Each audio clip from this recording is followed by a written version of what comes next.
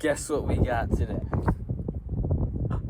In today's video, I'll be showing you the new machine. Remember the old four-wheeler, right? The Honda Fourtrax 300 4x4, right? Yeah, basically I kind of got in a wreck. That'll be a whole nother video. Took the plastics off, welded a seat to the back, and then welded a steering wheel to it. And yeah, I was gonna put a big roll cage on it and make it like a whole rock crawler kind of thing. And then you can see that video of me driving in the field with it like that.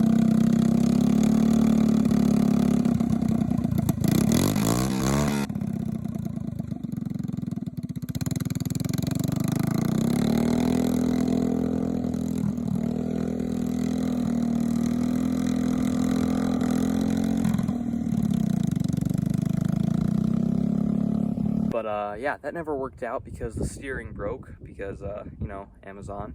But then I had the great idea of cutting it in half. It's painful, but it's gotta happen. Brakey, you going to break or?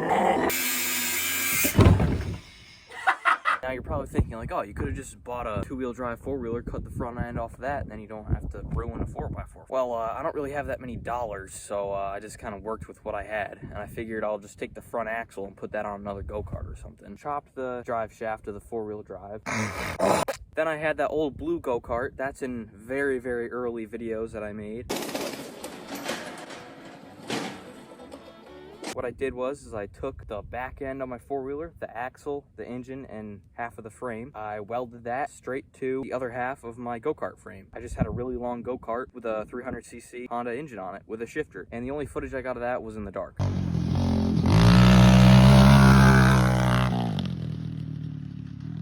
Swag like a wild. Very cramped, but it was fun. I was riding around one day, wasn't filming this unfortunately, but a little oil temperature CDI box looking thing that has tons of wires connected to it. All of the wiring was just kind of dangling like right next to the engine, so it probably got super hot. A small fire, not really a fire, really big sparks was coming out of this little black box right over my shoulder, and I was like, oh, I see a little bit of orange over my shoulder. I wonder what that is. And I look back as I'm driving, I'm like, oh,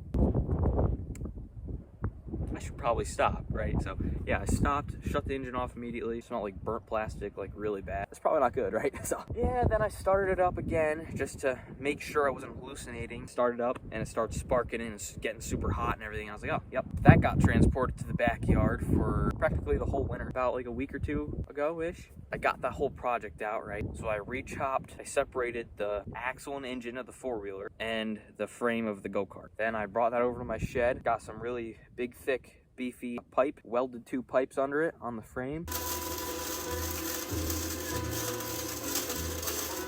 So yeah, I took the twister go-kart. The red part of the frame was what I wanted to use. The seats, the steering, the front wheels, but the rear axle and the engine of the original twister I didn't need. So that just bolted off 4 bolts, whole rear end came out. And then I took those pipes that I welded onto the four-wheeler frame and I just welded that to the bottom. Didn't measure anything, just kind of eyeballed it all. My eyeballing is just as good as like a tape measure. The precision down to the like millimeter is spot on, straight as an arrow. The welds are, they're good enough. Then I had to deal with all the four-wheeler wiring. Some wire touching metal, something grounding out, and then something that's not supposed to be grounding out, those two touching, but like that all over the place. Yeah, but I got that figured out. The brakes aren't the best, but you still got first gear. I mean, you know, electrical tape is the best holder for like light gas tanks. It just works super well. I'm gonna take her for a spin real quick.